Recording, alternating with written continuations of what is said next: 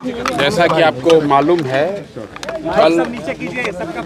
कल पीड़ित परिवार से हम लोग मिले थे जहानाबाद में इनके घर पे। उसके बाद सरकार ने ऑलरेडी मामले का संज्ञान लेते हुए एसआईटी का गठन कर दिया। अब हम लोग की अपेक्षा है कि एसआईटी मामले की जांच करे और जिनके साथ गलती हुआ है उनको न्याय मिले। आज एसएसपी महोदय से मिलने के दो वजह रही है।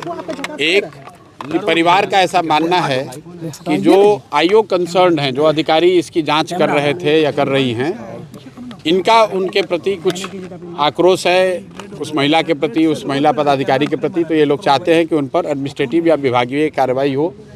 उसके कंट्रोलिंग अफसर एसएसपी हैं, इसलिए इनसे मिल रहे हैं। और दूसरा, इस घटना के बाद इसके विरोध में कारगिल चौक पर कुछ बच्चों ने और कुछ परिवार के लोगों ने शायद धरना प्रदर्शन किया था, जिस पर कि लोगों पर एफआईआर हो गया है। और कल उसी संबंध में शायद बीएन कॉलेज में पुलिस ने छापा उपा भी मारा था।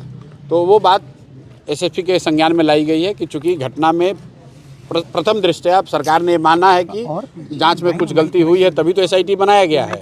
तो वैसी स्थिति में उस घटना के विरोध में जो लोग प्रदर्शन कर रहे थे, उन पर एफआईआर करके उन पर कार्रवाई करना वो उचित नहीं होगा। तो ये दोनों बात पर एसएसपी जी ने आश्वासन दिया है कि वो अपने स्तर से इसको देखेंगे और जहाँ तक हो सकेगा पुलिस मानवीय रुख अपनाएगी और जिन लोगों पर कार्रवाई हुई है, एफआईआर हुआ है, उन पर कोई ऐसी कड़ी कार्रवाई नहीं होगी आगे। जो बाकी लीगल प्रक्रिया वो तो पूरा करना ही पड़ेगा। और जो उनके अंदर के जो थाने के जो इंचार्ज वगैरह हैं, जिन्होंने इस पूरे मामले को देखा है, उस पर वो लोग कार्रवाई करेंगे। डॉक्टर सतीश पर सवाल उठ रहा है, पुलिस को गुमराह किया गया। डॉक्टर प्रभात मेमोरियल हॉस्पिटल की ओर से अस्पताल प्रशासन पर कैसे कार्रवाई? देखिए, ऐसा है, मैं कोई जांच का पदाधिकारी तो हूँ नहीं, और अभी तो शायद एसएसपी भी इसके जांच के पदाधिकारी नहीं है। उस सरकार ने यहाँ के आईजी के अंतर्गत एक एसआईटी बनाया है। तो ये अभी जांच होने दीजिए। हम जो इनकी पीड़ित परिवार के लोगों ने जो कुछ कहा है, वो बात हम लोगों ने जनता के सामने रखा है, सरकार के सामने रखा है। सरकार ने उसका संज्ञान लिया, एसआईटी बना दिया है। अब एसआईटी को निर्णय लेने दीजिए। एसएसपी का वो मामला नहीं है। एसएसपी जी से बस जो हम लोग का आग्रह था कि जिस महिला पदाधिकारी की वजह से परिवार को ऐसा लगता है कि ये सारा कुछ गलत हुआ है, उस पर कार्रवाई की जानी चाहिए, विभागीय कार्रवाई होनी चाहिए।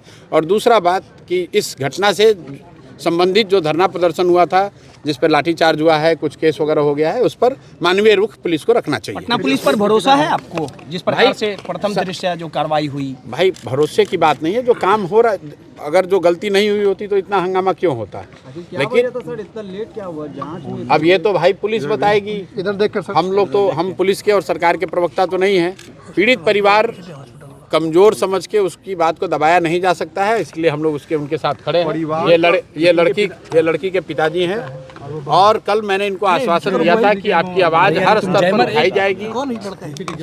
सरकार ने एसआईटी बना दिया है, तो एसआईटी बना दिया है, तो इस बात के लिए सरकार का धन्यवाद है। अब एसआईटी को जांच करके देने दीजिए रिपोर्ट। अगर कार्रवाई नहीं होगी, परिवार संतुष्ट नहीं होगा, तो फिर आगे की कार्रवाई की जाएगी। आज इस गठन किया गया, संघर्ष के बाद किया गया हो तो भाई ये तो सरकार को जवाब देना है।